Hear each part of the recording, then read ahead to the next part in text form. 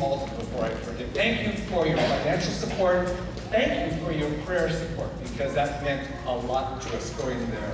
I think as others were speaking, we were going there to change lives, seeing how the Paraguay Mission Church does it, but I also want to let you know, if you're considering it, it not only changes lives there, it changes you. I think all of us on the team have been changed within. The Spirit comes into us, and you get a transformation as well. I think sometimes it's a little bit more powerful than we're expecting with the people. I'm supposed to rise to the occasion. I'm supposed to challenge myself by going on this. Well, I get real nervous.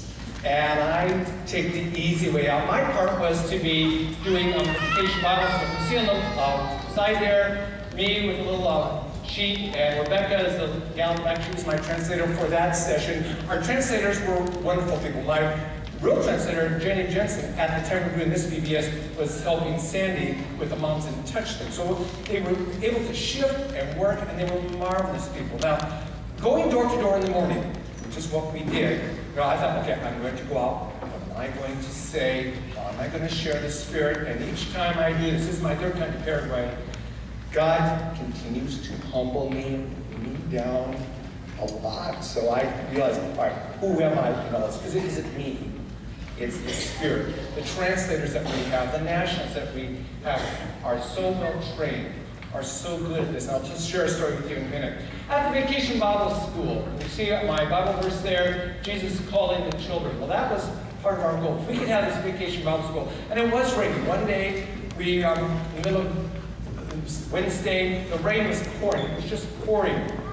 We didn't have a lot of kids. We had 8, but 8 children came through the rain because they wanted to know about Jesus. We went through the whole story.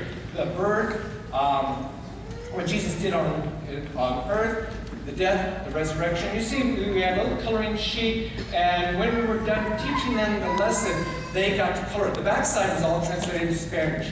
Our thought, they're going to take it home, again, relay that message that was said before. Relay it from the sheet, relay it from their bracelets as well. And it didn't matter what age they were, from 3 years, 4 years, up to 12. They love coloring. I thought there are no crayons in Paraguay, because everybody loves coloring. And I know there are, but they love coloring those sheets.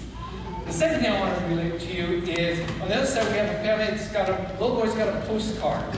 Our school children, from kindergarten to 8th grade, wrote a postcard to the people in Paraguay. We weren't sure what we were going to do. And again, Scott's idea was, when we go out to the neighborhood, we're going to pass this out. Now, grades 5 through 8, they are taking Spanish English. So they wrote on the backside a message to the people of Paraguay in Spanish, telling them of God's love. Grades K through 4, half of it was in English, and we had it translated into Spanish on this side.